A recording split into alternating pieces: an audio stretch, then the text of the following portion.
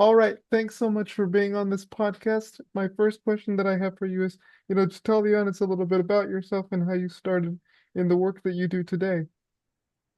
Yeah, thank you for having me, Laszlo. My name is Dr. Kalaj. I'm from Detroit, Michigan.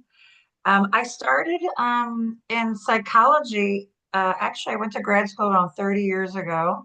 I opened my practice. What draws me, I do outpatient therapy, I do evaluations, supervision. I have a group practice. It's just been a passion of mine throughout my life. Yes, thank you. So tell me a little bit about the work that you do nowadays. What's that like? Yeah, so there's I own a group practice in Detroit, Michigan. I do outpatient therapy. I predominantly work with adults for the outpatient therapy, and I work with individuals. I'm a generalist, and what a generalist means is I don't work with one particular client base. I like to work with people with a variety of issues between anxiety, depression, identity, codependency is probably one of more of my specialties. Transitions, I work in a place where there's a university, Wayne State University. So I get a lot of identity transitions from people moving from becoming their own individual and their own adult as well, then also transitioning.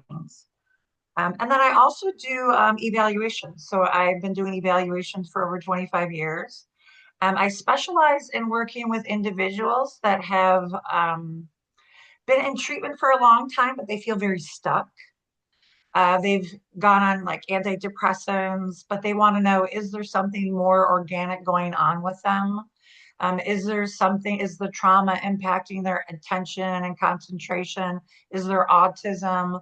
So the evaluations are a nice mixture between seeing what is mood based and also what might be organic as well, so that the person can have a better treatment plan with their psychiatrist and therapist and also get accommodations within the school system. Hmm. So let's dive into two of those. Let's dive into the codependency part of that first. What's that all about? Okay, so codependency, a lot of people misunderstand codependency to mean dependent, where you're dependent on someone.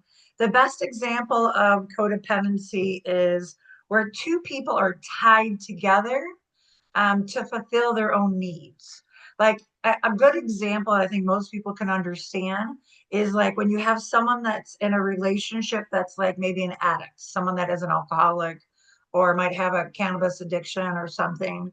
And they are continuing to decompensate as a person.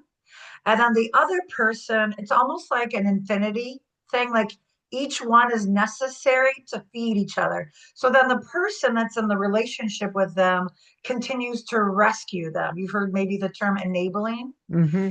They continue to rescue the person, and that person ends up feeling as though they like the martyrdom of it, the importance of being needed by the person that's falling apart. But essentially, they feed each other. So it's not the traditional term of dependency. It's really about both of them need each other. The person needs to fall apart, and then the other person needs to rescue them. So they go back and forth, kind of keeping the relationship surviving. So then we look at so a client will come to me and we will explore their part in this relationship and how they can, as they change, the system changes. That's interesting. So what sorts of modalities do you use to sort of help clients through that codependency phase? Yeah, so I incorporate four kinds of therapy. I'd say four primary kinds of therapy. As I said, I'm a generalist, so I kind of pull, I've been practicing for 30 years. So I pull whatever is necessary for a client. And I will tell you, in 30 years, I've never done therapy the same with one client. It's just not possible anyway. But because essentially you're meeting someone where they're at and you're waiting for them to be ready for that intervention anyway. But my four methods, I originally was trained in systems work. And so essentially, kind of what I said in the codependency stuff is when a person starts making changes in their life, everyone in the system starts responding to that. So an individual can make change within an entire system. And then I also use cognitive behavioral therapy. How someone sees something is how they feel about something. So that when you kind of introduce a different perspective, then they can start feeling differently about it and then they start responding to it. Mm, That behavioral is when they do homework. I mean, essentially having a client. So if I see someone once a week, it's 168 hours. It's a lot of time in between.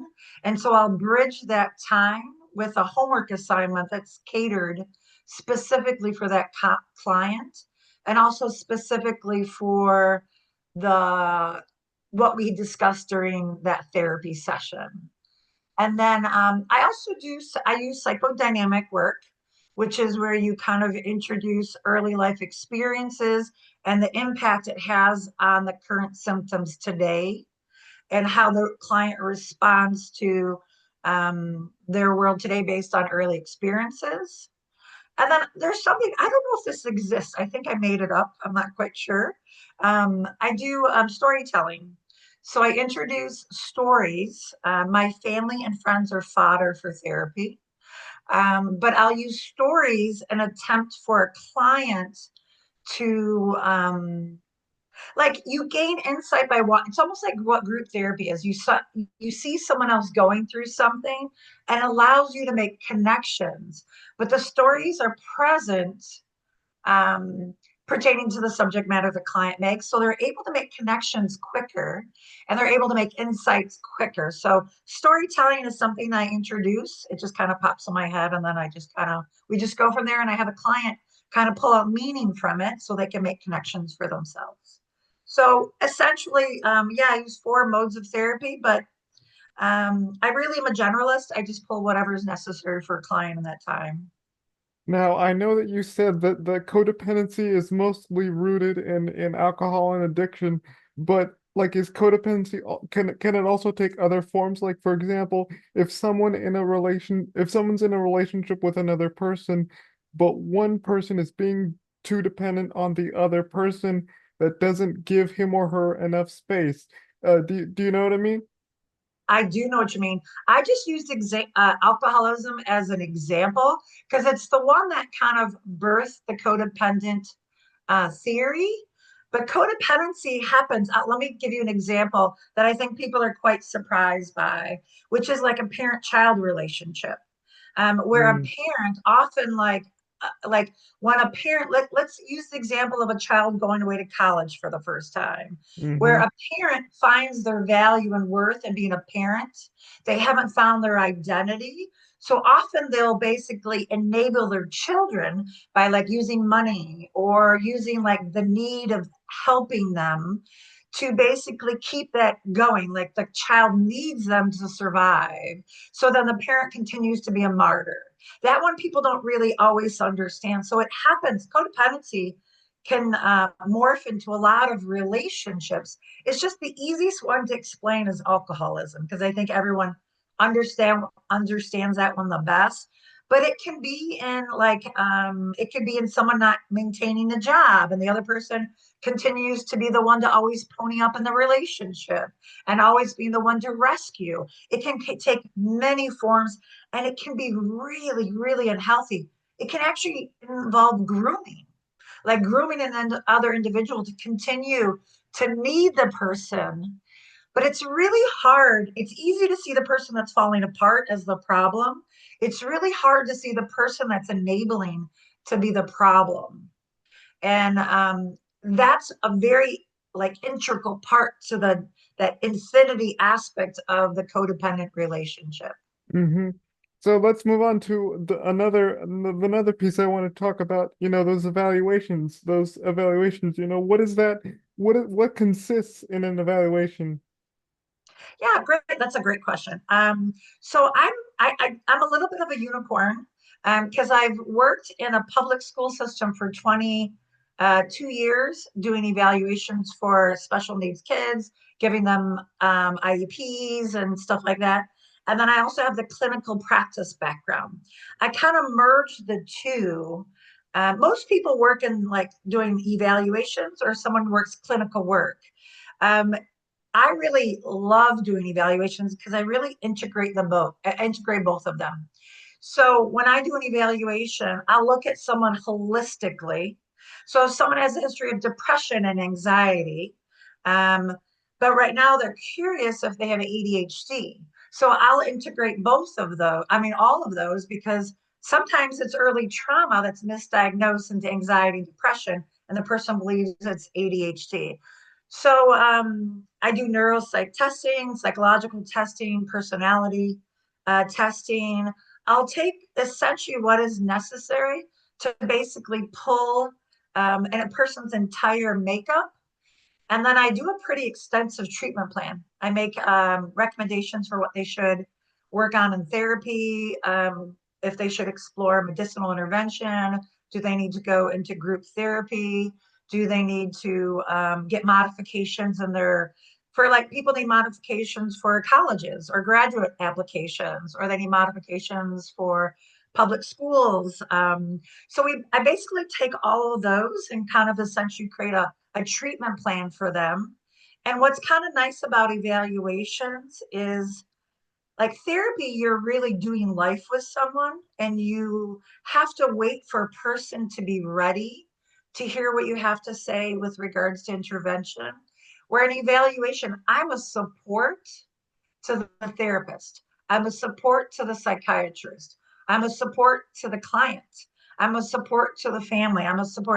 But I spend the time basically breaking down the diagnosis, the problem, and then give them a roadmap to it. Like, for example, sometimes someone will come to me and think they have ADHD, and then we find out that they were adopted and they have sensory integration issues, or Mm-hmm. they have visual integration issues and they need to go get a new visual examination. Um, I test children. So even though I only do therapy with adults, I test children from school age all the way till I don't do like dementia or traumatic brain injuries. Evaluations are very specific. So I don't do that, or I don't do court ordered evaluations. It's really looking at like mood disorders, attention, autism, emotional impairment, anxiety, depression, personality disorders.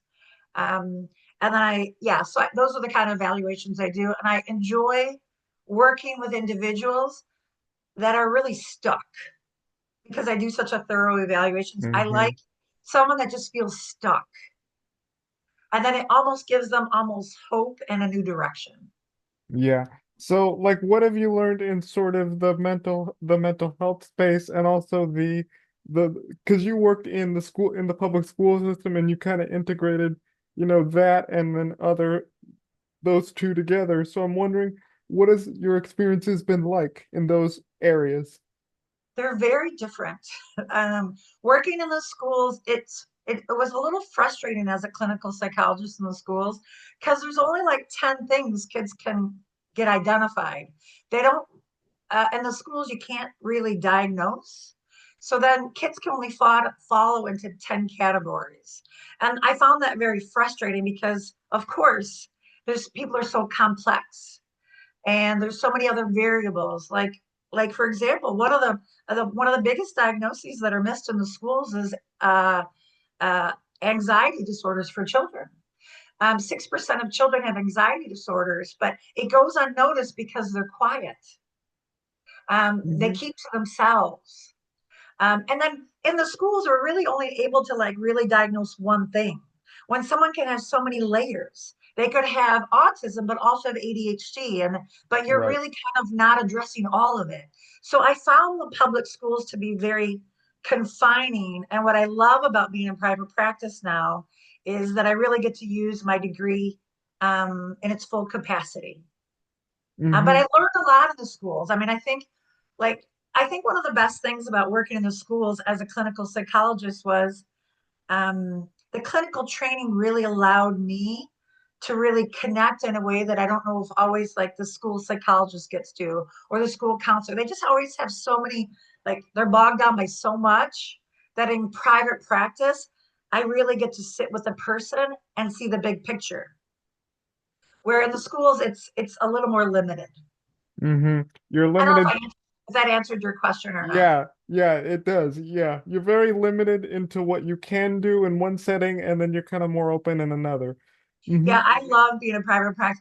I feel like taking that expertise for 22 years in the schools, because I do advocacy work for individuals in the schools. I do evaluations for people that need support in the schools, and I write treatment plans for the schools. Um, to me, I feel like I'm able to really service individuals in a different capacity than I was. It's almost a bit pro bono. It's not pro bono entirely, but Mm-hmm. um, uh, being able to connect those 22 years into the private practice that I've been doing 30 years, it's really just been kind of a beautiful marriage, if that makes sense. Yes, it does. My next question is, who has been sort of that mentor for you that made you want to like be where you are like now, like in the educational setting and now your work as in the work that you do now with your private practice. Who was that sort of mentor or someone that you looked up to and said, I want to be like him or her someday? Yeah, so I didn't really have that in the education system. The education system was primarily because it was the right for the time of my life. When I graduated and I got married and had a child, it was a great like because you get insurance and stuff like that. So I can't say that education I had that. I'm really a clinician by nature, but I will tell you, my favorite clinician in the world, he has now since passed, is Yalam. He was the father of group therapy. I still listen to him today. I don't know what year he passed, but he was actually originally a psychiatrist. Mm, But he's written books like Love's Executioner. He was probably the person I turned to the most because he really just, he was a generalist. He really took uh, systems and cognitive work and dynamic work. Like I use a term often when I describe myself as a therapist, and I think I got it from him, which was I've never met him. I'm just saying this is in listening to his work and stuff. yeah. But one of the phrases I use often is like my practice is authentic self psychological services. That wasn't an accident, but to me, I have reverence for the fact that someone allows me to partner with them on their journey to their authentic selves, the self that they were originally supposed to be. And I feel like here's where we are, and here's where we want to be. And the goal for me is to move someone closer to where they want to be, to Mm-hmm. find out what their belief systems are, to find out where their passions are, where their drive is, and have them move, closing that gap. And honestly, that's what education was too, is a student might be functioning here, and this is where they're supposed to be. It's about closing the gap to find out where their authentic self is. And Yalam, honestly, I originally wanted to be a group therapist, and Mm, it was his passion. But group therapy is not something that's very. It's hard to get started. It's something that's just. It's such a niche. yeah. Um, and there's not many people that do group therapy. I'm always trying to find group therapists that will work with my individual clients because it really can pop someone that has a personality disorder to be in a group. So Irvin Yalom was my favorite. He, by far, I still listen to him. His words still impact me 30 years later. His words still make me a better clinician. Mm-hmm. Oh, that's great. My next question is, is there anything that you have on your bucket list that you want to like work towards as a clinician? You're like, I want to work on this a little bit more, or I'm curious about. I'm a dreamer. I have so many things on my bucket list. So I actually opened my group practice only 6 years ago. So it's growing. Right now I'm trying to take clinicians on and I'm training them. I do a lot of individual training to make them be their own autonomous person. So to expand my group practice is a goal of mine. One of my other ones, I've just kind of had the dream come through fruition. I've decided that I'm going to write a book.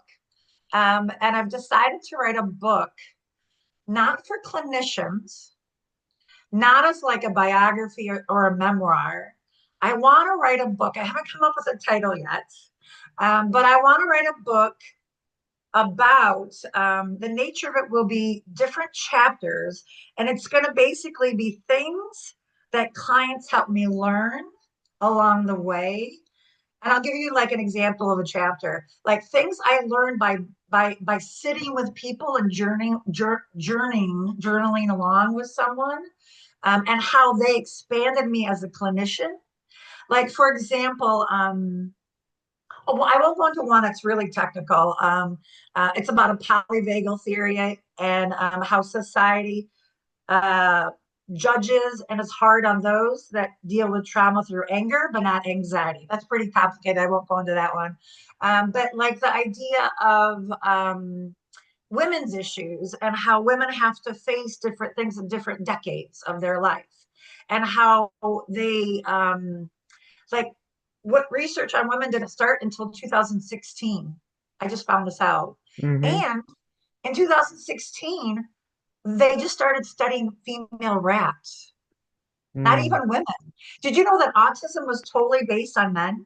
All those early stages of development were based on men. So that's just one chapter. One chapter will be about the stages of women. Another chapter is going to be about grief, how we have to grieve each stage of life, even grieve joy. We have to grieve sadness, but we also have to grieve joy.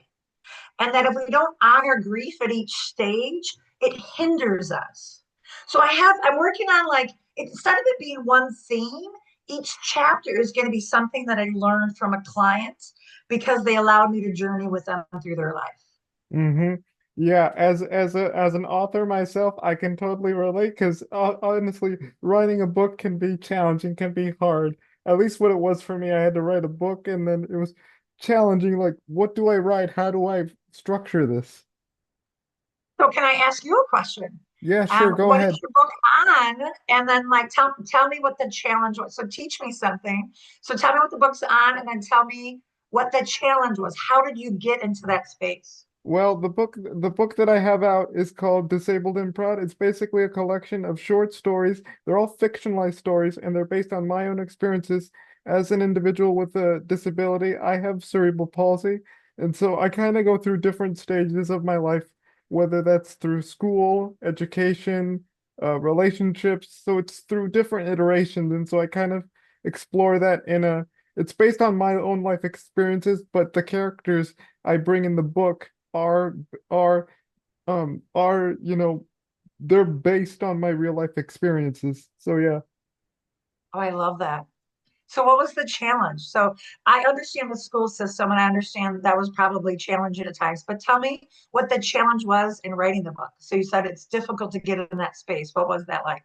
Oh, so like to write the book, like I said, writing a book is hard. Just like figuring out, does this make sense? How does this flow? Because writing a book is not easy. So yeah. So I it's haven't been started yet. so but it's been I've been kind of learning along. It's been book writing's been a journey for me. So Well, if you could ever give me an advice, I'll take it. Whatever advice you have, I'll take. yeah, just write whatever flows in your mind, I guess. Okay. I've been doing that. I've been just doing voice notes. It's funny. I'll be like in the middle of the gym and then I'll have an idea and I start voice noting right in my phone. I'm sure people are quite shocked at the discussions I'm having with myself. Hmm. Yeah, it's good. Well, I actually do know of a book that would be of good use to you to read. It's called The Rise of a Soul Soldier. And it's about this author, and she talks about how she experienced grief and loss with her son. And so she's been talking with individuals who've gone through that same struggle of losing a loved one. And so she kind of looks at how do we sort of um, get through that stage of grief and that stage of loss and how that becomes strong people. Yeah, what was her name? I wrote down the book. What was the name? Jessica, Jessica Taylor, I'm not sure what the name is, but Okay, you can wonderful. search the title or Google it. Yeah, it reminds me a little of, have you ever heard of Man's Search for Meaning by Viktor Frankl? No. It should be definitely on your list. It's about a man that survived the Holocaust, and he recognized that he shouldn't have survived it based on his age and his health, but mindset was essentially what changed that allowed him to survive it. Oh, that's cool. Yeah, I gotta check it out someday. yeah. All right. My last question is, what tips and advice would you give to those that are, that want to do what you're doing now? Because you've done this for like many, many years, both in the education setting, but also in private practice. So what advice would you give to those up and coming mental health professionals that want to do what you're doing? Yeah, that's a great question. So I think that it's not an easy job. And I think that there's a lot of workload to the job because people, when they find I'm a psychologist, um, they want to ask you questions, deep questions. So I think it's really something that you have to really weigh within yourself. So I always tell people to get in therapy themselves first and take that journey of being a client. And then also, I am someone that I always believe you should give anyone 59 minutes of your time. And so I tell people that you should talk to other psychologists, ask them the hard questions like, what do you love about it? What's hard about it? I think you should shadow. I used to do career counseling actually back in the day too. Hmm. When I was an intern back in like 1999 at Oakland University, that was one of my jobs was career counseling. Um, I think the greatest disservice we do to young people is assume that they're supposed to pick their career at 18 years of age. I think it's a crime. And there's so much financial pressure to decide by that age. So what I tell people to do is just consult with as many people that you can about finding out and have them be authentic. What do you love about it? What's hard about it? What weighs on you? How did it weigh on you in different parts of your life? And find that mentor that's willing to sharpen you. Like make sure that you're, and then also maybe shadow someone. Like spend a day or 2 or 3 days. Like if you want to work in the school, see if you can shadow someone for like a week. Like people are like, oh, I don't have time. You're going to invest the next 10 years and hundreds of thousands of dollars in this education. Give yourself a week to go shadow someone in the field if they can. You can't shadow a therapist because they're with clients, but you could go shadow in a school. If you want to be an accountant, go shadow as an accountant. Just have as much dialogue as possible with someone that's in the field for you to get a flavor for it. Hmm. Um, that's advice I would give. Even when people say, I try to discourage people from the field, but when they're like, I still want to do it, like even though if I had known how hard it was going to be, I don't know if I would have had the courage, but I love what I do and I would do it all over again. And I just want a person to be very mindful of the weight of a job. I feel like you have to be careful because a job will either break you if you're not careful mentally or physically. And I think you have to figure out what your balance is and what Hmm. is like what's important to you. You also have to think about the money, the weight, the time, the responsibility, and all those other things. But I would say shadow and get in front as many professionals as possible and ask the questions, all the hard questions, and make sure that you're with someone that isn't sugarcoating it and it's really just being authentic with you. Hmm. Exactly. Okie dokie.